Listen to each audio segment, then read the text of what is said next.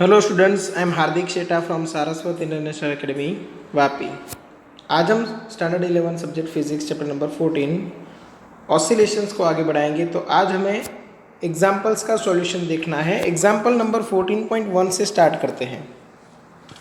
On an average a human heart is found to beat 75 times in a minute. Calculate its frequency and time period. चलो frequency निकाल ली है, तो frequency equal to 1 time period ही होता है, और फ्रीक्वेंसी का दूसरा मतलब रहेगा number of oscillations per unit time. ऐसा यूनिट सिस्टम के हिसाब से चले तो पर यूनिट टाइम का मतलब पर सेकेंड। ठीक है, तो फ्रीक्वेंसी इक्वल टू क्या रहेगा 70 ऑसिलेशंस, और पर 1 मिनट है तो डिवाइड बाई 60 कर दो, तो ये आपको आंसर मिल जाएगा सेकेंड इनवर्स में। सेकेंड इनवर्स मतलब हर्ट्ज। तो फ्रीक्वेंसी मिल गई 1.25 hertz. Time period equal to 1 frequency, तो 1/25 कर दो, 1/1.25, तो ये आपको मिल गया 0.8 सेकेंड। एकदम इजी क्वेश्चन था। Okay, example 14.2, which of the following functions of time represent periodic non periodic motion, वो आपको दिखाना है। ठीक है, give the period for each case of periodic motion. Omega is any positive constant. चलो, आपको एक दिया हुआ है sign omega t plus cos omega T. Suppose मैं कोई एक डिस्प्लेसमेंट के लिए ले लूँ एक्स इक्वल टू आपको दिया हुआ है sign omega t plus cos omega T. तो ये कॉम्बिनेशन ऑफ टू फंक्शंस है, एक कॉस है एक साइन है। ठीक है ना। तो इसके लिए मैंने आपको एक ट्रायंगल वाला मेथड सिखाया था। आपको करना क्या है, एक ट्रायंगल ले लो, कोई भी एक कांस्टेंट एंगल ले लो फाई, यहाँ पे कोएफिशिएंट क्या है 1, और यहाँ पे भी 1। साइन के साथ जो मल्टीप्लाइड है उसको आप एडजेसेंट साइड पे रखोगे, और कॉस के साथ जो है उसको अपोजिट साइड पे, क्योंकि कॉस के साथ आपको चाहिए साइन और साइन के साथ चाहिए कॉस। तो ये हाइपोटेनस मिल गया √2। इसीलिए ये इक्वेशन को मैं √2 से मल्टीप्लाई करता हूँ, √2 से divide, 1/√2 sign omega T, 1/√2 cos omega T. ये √2 एज इट इज। साइन के साथ कॉस में लिखना है तो कॉस की वैल्यू 1/√2 कब आएगी, π/4 पे। तो मैं ऐसे लिख सकता हूँ cos π/4 साइन ओमेगा टी, और साइन π/4 के लिए भी सेम आएगा, और कॉस ओमेगा टी। तो यहाँ पे मिल गया आपको √2 into sine alpha plus beta वाला फॉर्मूला, मतलब ओमेगा टी प्लस π/4। ठीक है ना। अब देखो ये x equal to a sine omega t plus five जैसा कुछ फंक्शन बन रहा है, मतलब ये पीरियोडिक मोशन है। ठीक है, तो आपको आंसर में क्या लिखना है, it is a periodic motion with time period. चलो टाइम पीरियड कितना है, तो टाइम पीरियड रहेगा t equal to 2π divide by, यहाँ पे देखो टाइम के साथ जो मल्टीप्लाइड है वो क्या रहेगा, एंगुलर फ्रीक्वेंसी। तो टाइम पीरियड रहेगा 2π डिवाइड बाई ओमेगा। ये फर्स्ट का आंसर। सिर्फ एक स्टेटमेंट यहाँ पे ऐड करना है, it is an example of periodic motion.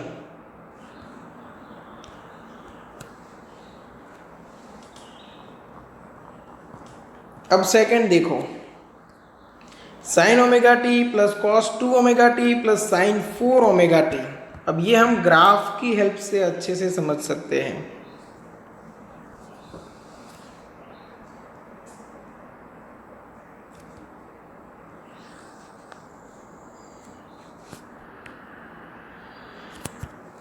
सबसे पहले ड्रॉ करते हैं ये वाला साइन ओमेगा टी के लिए। चलो साइन ओमेगा टी के लिए अगर मैं ग्राफ बनाऊं,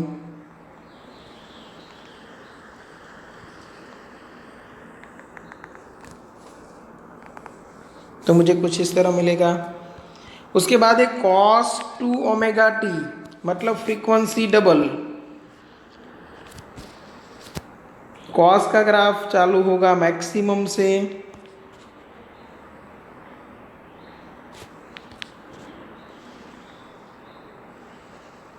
यहाँ पे एक ऑसिलेशन फिनिश हो गया।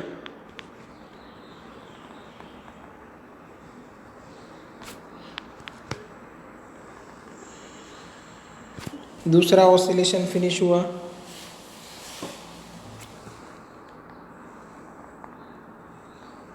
ये तीसरा ऑसिलेशन फिनिश हुआ और ये चौथा।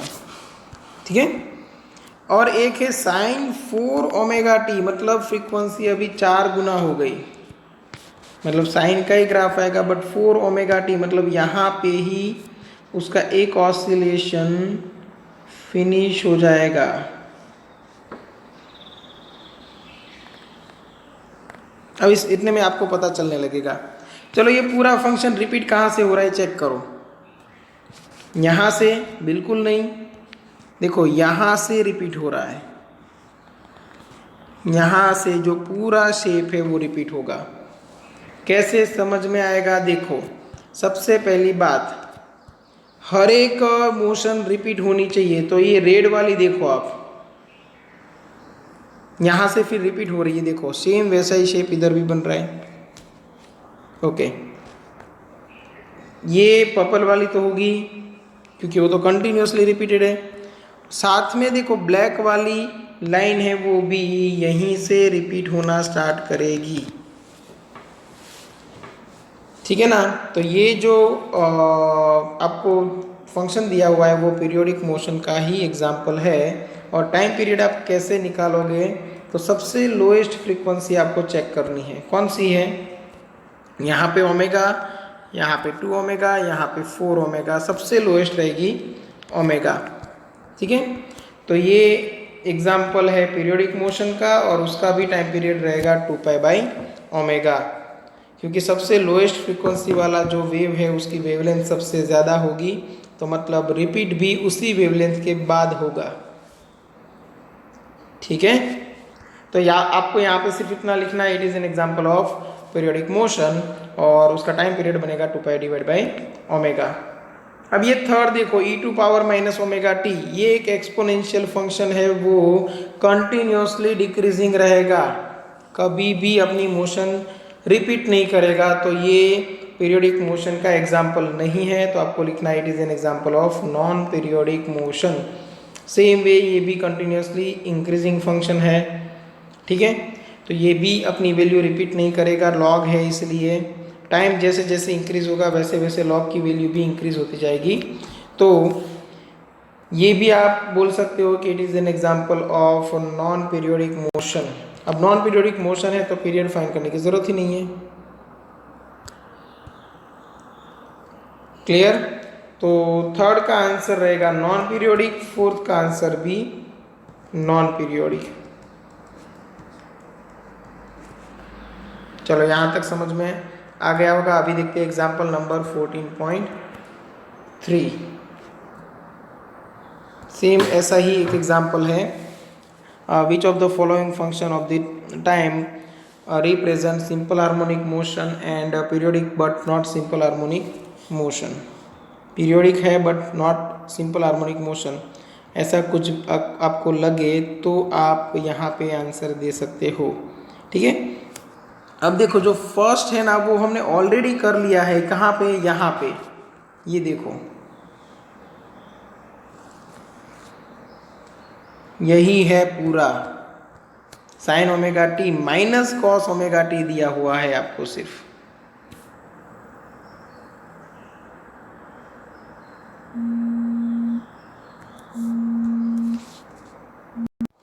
अब देखो इसमें आपको दिया हुआ है माइनस कॉस ओमेगा टी, तो कोई प्रॉब्लम नहीं, यहाँ पे माइनस आएगा, यहाँ पे माइनस आएगा और यहाँ पे माइनस आएगा, बाकी पूरा कैलकुलेशन सेम रहेगा।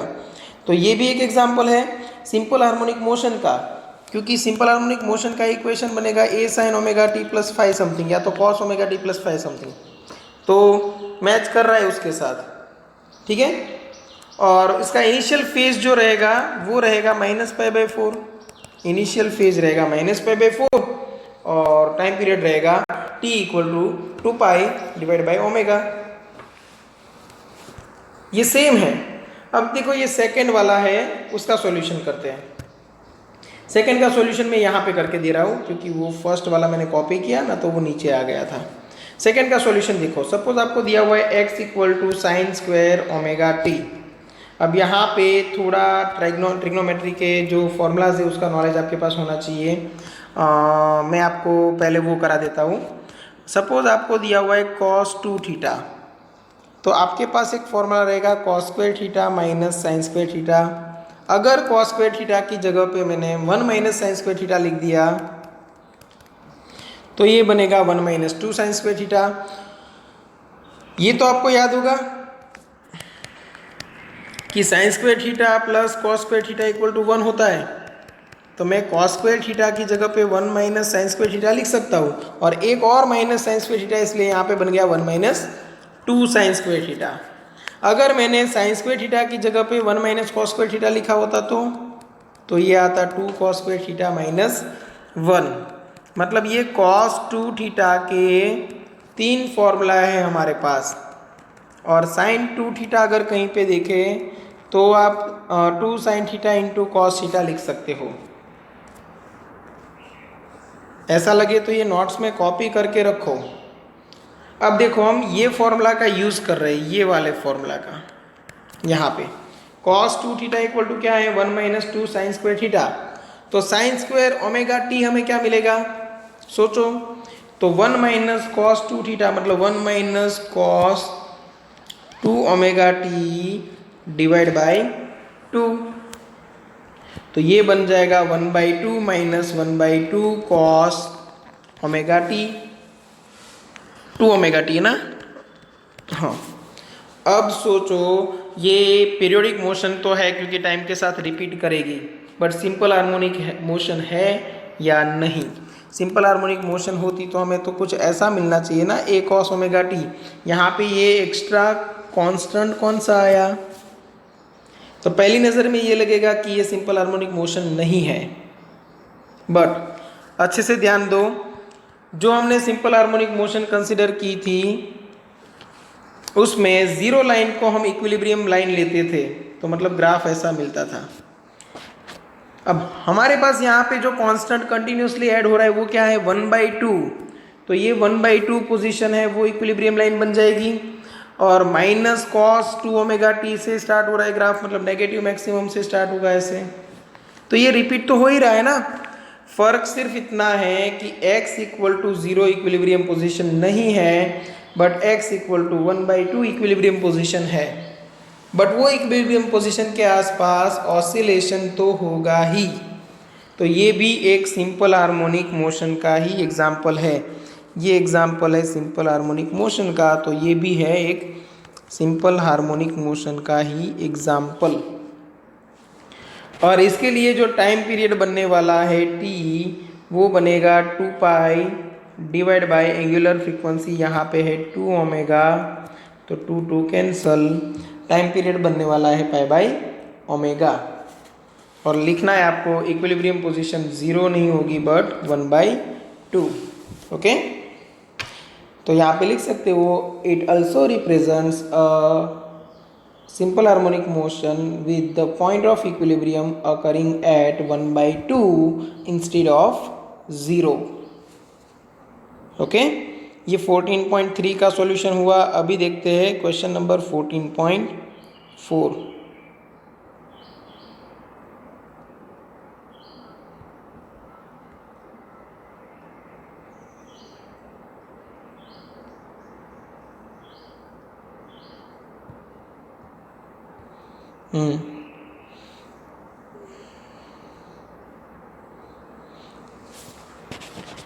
The figure given below depicts two circular motions. The radius of the circle, the period of revolution, the initial position and the sense of revolution are indicated in the figures. Obtain the simple harmonic motion of the x projection of the radius vector of rotating particle p in each case। आपको x projection के लिए simple harmonic motion का equation बनाना है।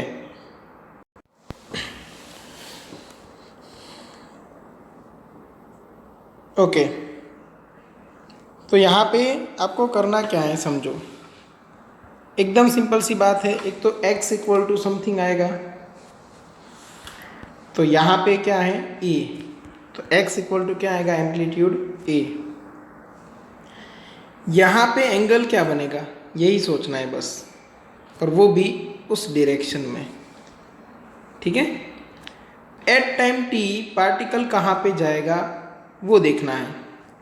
तो ये anti clockwise motion है, तो इसका ओमेगा टी जो है वो पॉजिटिव आएगा, समझना। और x प्रोजेक्शन है तो कॉस फंक्शन आएगा, ओमेगा टी पॉजिटिव आएगा क्योंकि एंटी क्लॉकवाइज है। ये रेफरेंस लाइन ले लो, और इसका जो इनिशियल फेज है, जो आपको initially t equal to 0 time पे पार्टिकल की पोजीशन के लिए 45 डिग्री एंगल दिया है, वो इन दोनों लाइन के बीच में है। और यहाँ से देखो ये भी एंटी क्लॉकवाइज, तो इसका फेज भी पॉजिटिव है, ठीक है। तो यहाँ पे a cos ओमेगा मतलब 2 pi by capital T into small t plus ये 45 मतलब पाई बाई 4, तो ये बन गया a cos 2 pi divide by ये 4 सेकेंड आपको टाइम पीरियड दिया हुआ है, तो ये 4 प्लस यहाँ पे पाई बाई 4 इंटू टी तो आएगा ना। तो ये इक्वेशन बन गया a cos pi by 2t plus pi by 4। एकदम इजी है। देखो ये जो फर्स्ट डायग्राम आपको दिया हुआ है सॉल्यूशन, सेकंड का सॉल्यूशन इधर करते हैं। यहाँ पे भी x आएगा, यहाँ पे b दिया हुआ है, देखो b cos। अब ये क्लॉकवाइज है या एंटी क्लॉकवाइज, ये देखो क्लॉकवाइज है, तो इसका ओमेगा टी कैसा आएगा नेगेटिव। अब ये रेफरेंस लाइन है और इनिशियल पोजीशन p यहाँ पे है, इनिशियल पोजीशन p यहाँ पे है, तो ये बन गया इनिशियल फेज कितना है 90 डिग्री मतलब पाई बाई 2। यहाँ से इस तरफ गए मतलब पॉजिटिव डायरेक्शन में गए, इसलिए यहाँ पे आएगा plus pi by 2। Initial phase इसका पॉजिटिव आएगा क्योंकि आप एंटी क्लॉकवाइज गए हो, बट रोटेशन उसका क्लॉकवाइज है तो ओमेगा टी आएगा नेगेटिव। सिंपल सी बात है। तो ये b कॉस यहाँ पे रहेगा 2 pi by capital T into small t, और वो भी नेगेटिव, और प्लस पाई बाई 2। मैं पाई बाई 2 को आगे ले लेता हूँ, तो ये pi by 2 minus 2 pi divide by, चलो टाइम पीरियड यहाँ पे है 30 सेकेंड, तो डिवाइड बाय आएगा 30 इंटू स्मॉल t, तो ये बन गया b cos pi by 2 minus pi by 15t। हालांकि कॉस जो है वो इवन फंक्शन है, तो इसका जो माइनस लेके आप करो, मतलब ऐसे लिखोगे तो भी सही है, क्योंकि कॉस माइनस थीटा है वो कॉस प्लस थीटा होता है। Pi by 2 minus pi by 15t है, तो पाई by 15t minus pi by 2 करोगे तो भी चलेगा, क्योंकि कॉस इवन फंक्शन है इसीलिए।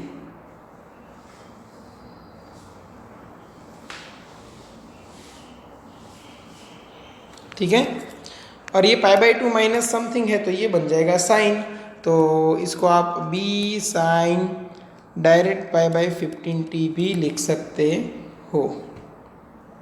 ये भी सही, ये भी सही, ठीक है। आप एग्ज़ाम में जहाँ तक जाओ चलेगा। चलो यहाँ तक क्लियर है। तो ये हुआ एग्जाम्पल 14.4 का सॉल्यूशन। अभी देखते हैं एग्जाम्पल नंबर 14.5।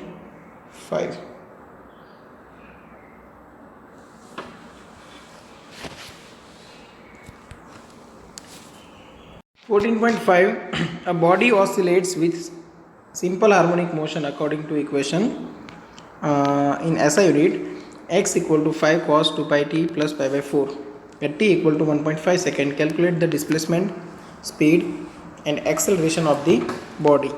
एकदम इजी है। देखो इसका सॉल्यूशन कैसे करना है। सबसे पहले डिस्प्लेसमेंट निकालो, तो x equal to 5 cos 2 pi, time कितना का है 1.5 सेकेंड, तो ये 1.5 प्लस पाई बाई 4, तो ये 5 कॉस, ये हो गया 3 pi plus pi by 4। 3 pi plus, तो यहाँ पे देखो ऑल एसटीसी के हिसाब से आपको समझना पड़ेगा। यहाँ पे 0 एंगल, यहाँ पे पाई, यहाँ पे 2 पाई, यहाँ पे 3 पाई, 3 पाई प्लस मतलब थर्ड क्वाड्रेंट। यहाँ पे कॉस नेगेटिव है तो मतलब ये बन जाएगा माइनस साइन, फंक्शन चेंज होगा नहीं तो माइनस कॉस रहना चाहिए और π/4। अब कॉस π/4 मतलब 1/√2, कॉस π/4 मतलब 1/√2। ठीक है, तो ये आ गया -5/√2 मीटर। ठीक है, और कैलकुलेशन करके अगर आपको आंसर लाना है तो भी ला सकते हो। तो कैलकुलेशन कर लोगे तो आपका आंसर आएगा -3.535 मीटर। तो x इक्वल टू मिलेगा -3.535 मीटर। ये हमें मिल गया x। ठीक है, अब मुझे चाहिए वेलोसिटी। वेलोसिटी के लिए क्या कर सकते हैं, तो v इक्वल टू करना है आपको सिर्फ ओमेगा। समझना फॉर्मूला जो इसका है ना, माइनस प्लस और माइनस होता है ना, तो यहाँ पे ओमेगा √a² माइनस x²। बस इसमें वैल्यू रख दो, आपको आंसर मिल जाएगा। और फिर चाहिए आपको एक्सेलरेशन। एक्सेलरेशन के लिए फॉर्मूला है -ω²x। तो यहाँ पे -ω²x में वैल्यू रख दो, आपको आंसर मिल जाएगा। अब ओमेगा क्या है, ओमेगा यहाँ पे है 2 पाई, यहाँ पे ओमेगा की वैल्यू क्या दी हुई है 2 पाई रेडियन पर सेकेंड, और वो वैल्यू आपको यहाँ पे रखनी है, यहाँ पे रखनी है। डिस्प्लेसमेंट आपको मिल चुका है और एम्पलीट्यूड यहाँ पे है 5 मीटर। तो ओमेगा एंड एम्पलीट्यूड ये दोनों आपको दिया हुआ है क्वेश्चन में ही। ठीक है, बस अब सिर्फ कैलकुलेशन करके यहाँ पे आपको आंसर मिल जाएगा। नेक्स्ट क्वेश्चन है 14.6।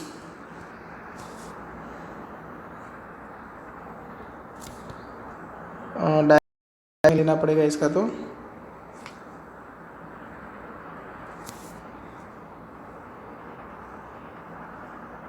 एकदम इजी है। देखो, 2 identical springs of spring constant K are attached to a block of mass M and 2 fixed supports as shown in figure. 2 fixed supports as shown in figure show that when the mass is displaced from its equilibrium position on either side, it executes a simple harmonic motion. Find the period of oscillation. चलो यहाँ पे ये x equal to 0 position है।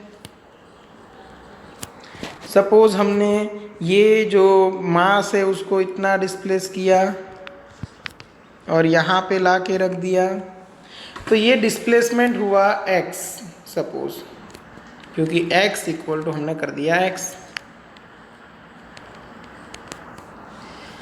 Displacement के opposite direction में force लगेगा, तो ये स्प्रिंग का force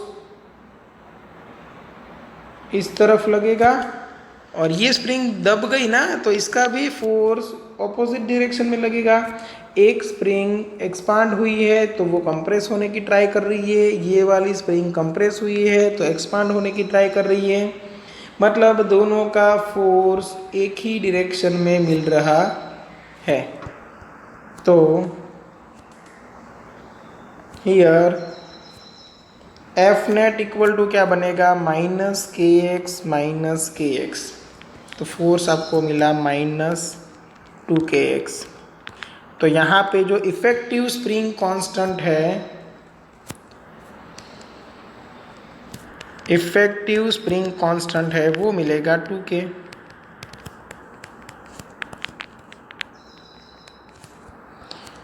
hence time period t का फॉर्मूला आएगा 2π√m/k इक्विवेलेंट। अब इक्विवेलेंट फोर्स कांस्टेंट हमें क्या मिला 2k, तो तो ये आंसर भी आएगा 2π√m डिवाइड बाई 2k। ये टाइम पीरियड का फॉर्मूला मिल गया। ये एक्चुअली है पैरेलल कॉम्बिनेशन ऑफ स्प्रिंग्स। दो स्प्रिंग है हमारे पास, दोनों का पैरेलल कॉम्बिनेशन है। ओके चलो, ये हुआ एग्जाम्पल 14.6 का सॉल्यूशन। अभी देखते हैं एग्जाम्पल 14.7। क्वेश्चन है a block whose mass is 1 kilogram is fastened to a spring of spring constant 50 Newton per meter. The block is pulled to a distance x equal to 10 centimetre. देखो पुल किया है मतलब maximum displacement कितना है 10 centimetre, मतलब यहाँ पे आपको इनडायरेक्टली एम्पलीट्यूड दिया हुआ है। From its equilibrium position at x equal to 0 on a frictionless surface from rest at t equal to 0. Calculate the kinetic potential and total energy of the block when it is 5 cm away from the mean position. एकदम simple question है। आपको करना क्या है, एक तो आपको k दिया हुआ है, स्प्रिंग कांस्टेंट कितना है 50 न्यूटन पर मीटर, उसके बाद आपको दिया हुआ है मास, बट आई थिंक मास की यहाँ पे ज़रूरत नहीं पड़ेगी, और एम्पलीट्यूड है इतना काफ़ी है। एम्पलीट्यूड कितना है 10 सेंटीमीटर मतलब 0.1 मीटर, और जो डिस्प्लेसमेंट आपको दिया है एट टाइम t वो है 5 सेंटीमीटर मतलब 0.05 मीटर। बस तीनों एनर्जी फाइंड करनी है। सबसे पहले निकालो potential energy U। Potential energy का फॉर्मूला 12kx², वैल्यू रख दो आपको आंसर मिल जाएगा। उसके बाद काइनेटिक नहीं मिलेगी क्योंकि वेलोसिटी नहीं है, और वो वेलोसिटी पहले आप डिराइव करने जाओगे, उसका फॉर्मूला आप वैल्यू रखोगे, ये सब करोगे, उतने में आपको मिल जाएगी टोटल एनर्जी। ये इजी रहेगा क्योंकि टोटल एनर्जी के लिए आपको डेटा दिया हुआ है, क्या है 12k²। अब ये फॉर्मूला में वैल्यू रख दो, आपको टोटल एनर्जी मिल गई, और टोटल एनर्जी के बाद आपको चाहिए काइनेटिक एनर्जी, तो वो इजीली मिल सकती है क्योंकि total energy minus potential energy. Total energy होता है kinetic plus potential, then kinetic equal to total minus potential. ये सब्ट्रैक्शन कर दो, आपको आंसर मिल जाएगा। ठीक है, एकदम इजी है ये न्यूमेरिकल, और 3 स्टेप में आपका आंसर आ जाएगा। बट हाँ, याद रखना कि x की हेल्प से आपको पोटेंशियल एनर्जी मिल सकती है, a की हेल्प से टोटल एनर्जी। फिर काइनेटिक एनर्जी के लिए वेलोसिटी फाइंड करने की ज़रूरत नहीं है, टोटल माइनस पोटेंशियल। ओके, ये हुआ क्वेश्चन नंबर 14.7 का सॉल्यूशन। अभी देखते हैं क्वेश्चन नंबर 14.8। पहले तो इसको ऊपर लेके आते हैं। अब 5 kilogram collar is attached to a spring of spring constant 500 Newton per meter. It slides without friction over a horizontal road. The collar is displaced from its mean position मतलब equilibrium position by 10 centimeter and released. यहाँ पे भी आपको मास दिया हुआ है, spring constant दिया हुआ है, और एक्सेलरेशन दिया हुआ, एम्पलीट्यूड दिया हुआ है।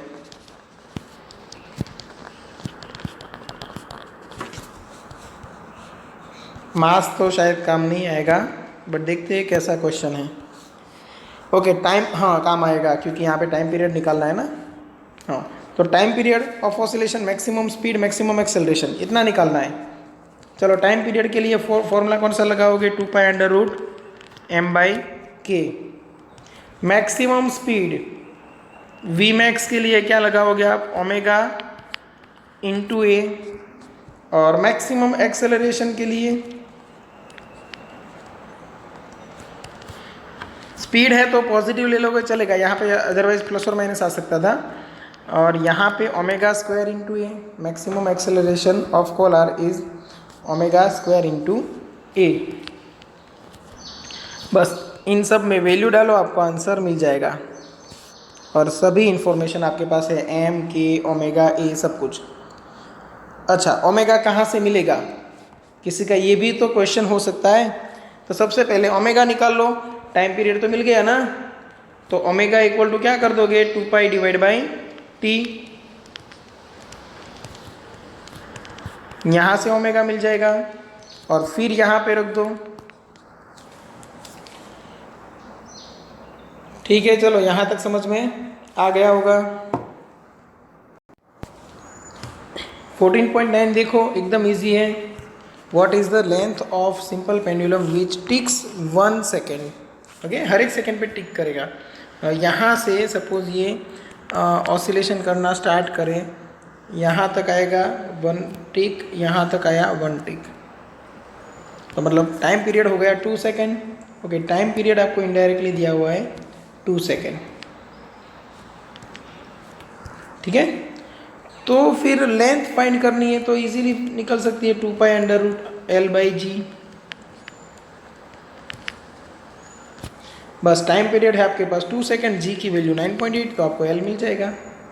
तो यहाँ से एल कैलकुलेट कर लो।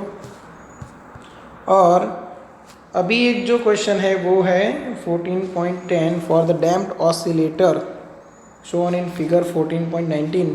और फिगर की ज़रूरत नहीं है यहाँ पे, इसलिए मैंने नहीं ली है। The mass of block is 200 ग्राम। चलो, मास आपको दिया हुआ है 200 ग्राम, मतलब 0.2 किलोग्राम। के 90 न्यूटन पर मीटर, के है वो 90 न्यूटन पर मीटर। और डैम्पिंग कांस्टेंट बी है 40 ग्राम पर सेकेंड। डैम्पिंग कांस्टेंट बी है वो 40 ग्राम पर सेकेंड। वेरी स्मॉल वैल्यू दी हुई है आपको 0.04 किलोग्राम पर सेकेंड।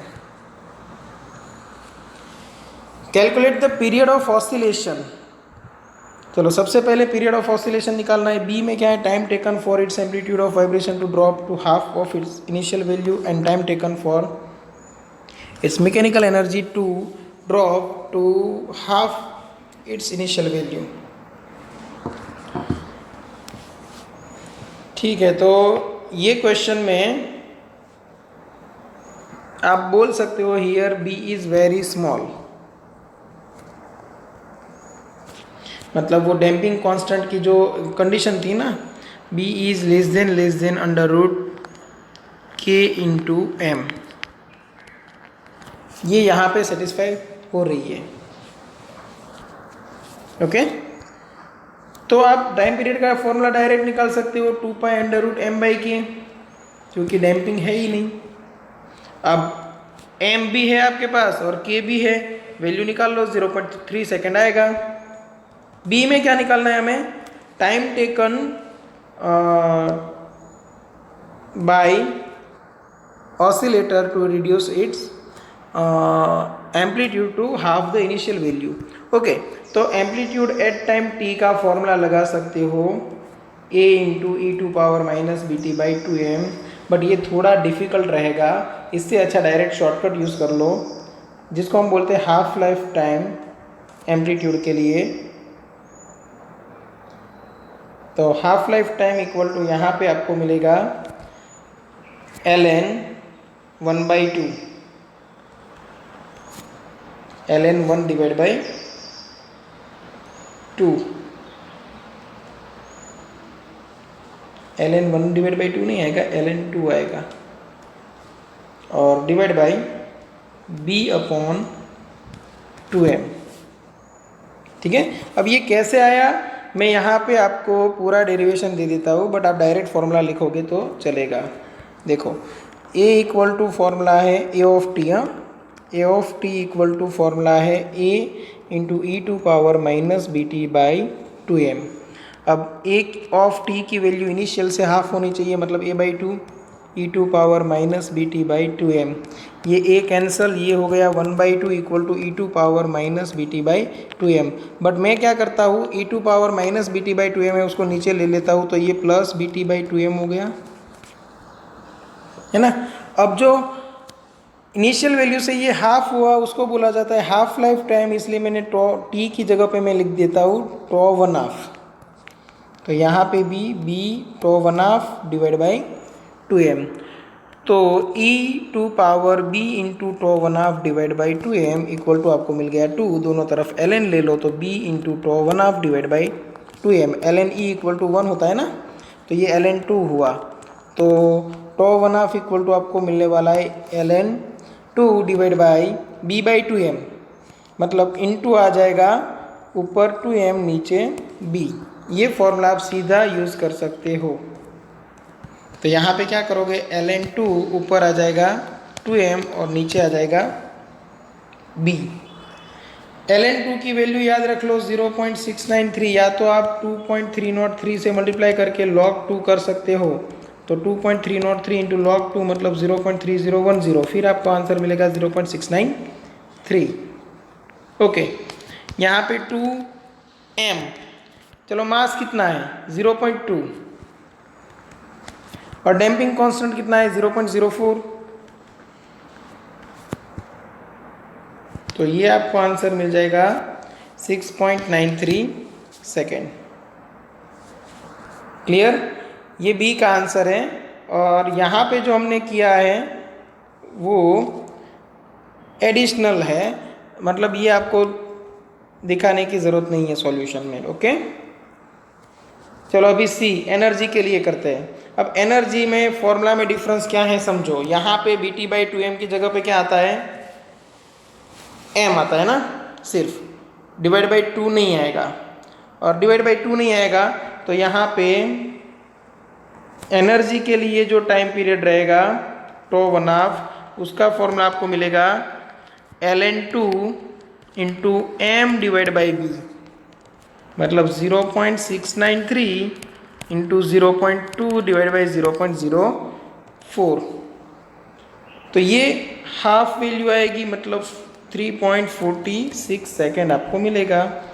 ये τ1/2 फॉर एनर्जी और ये τ1/2 फॉर एम्पलीट्यूड।